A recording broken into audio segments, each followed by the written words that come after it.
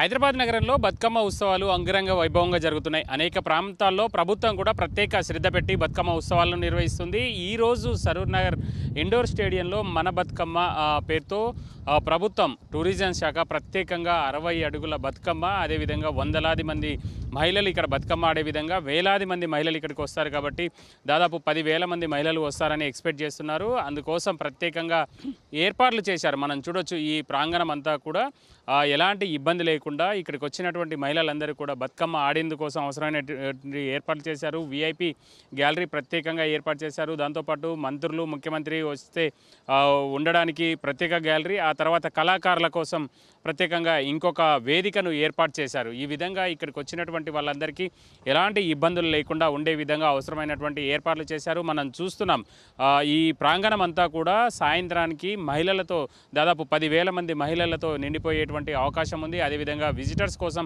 ప్రత్యేకంగా సీటింగ్ కేటాయించారు.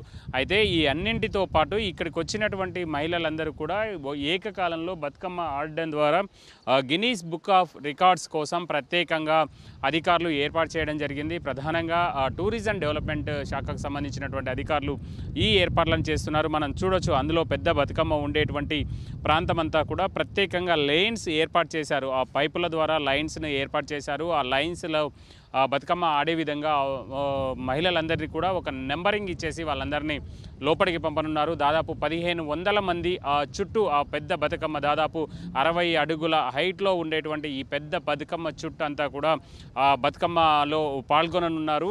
వాళ్ళ ద్వారా గిన్నీస్ బుక్ రికార్డ్ ఎక్కేందుకోసం వాళ్ళు ప్లాన్ చేస్తున్నారు. గిన్నీస్ బుక్ విభాగానికి కూడా ఇప్పటికే ఈ అంశాలను తెలియజేశారు. అదేవిధంగా ఇక్కడికి వచ్చినటువంటి వాళ్ళకు ఎవ్వరికీ ఎలాంటి ఇబ్బంది లేకుండా ఉండేందుకు కోసం అవసరమైనటువంటి ఏర్పాట్లనంతా కూడా అధికార యంత్రాంగం ప్లాన్ చేస్తుంది.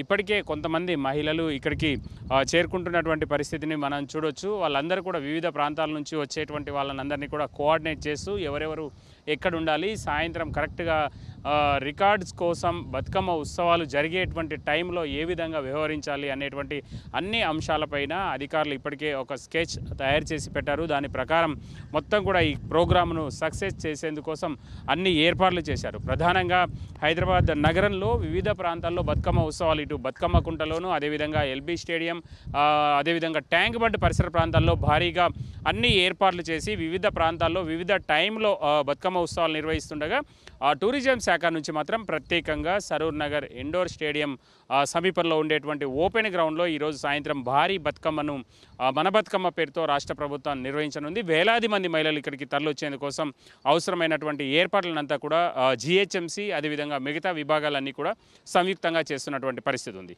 కెమెరా పర్సన్ డి రాజ్తో రాముడు 10 టీవీ హైదరాబాద్.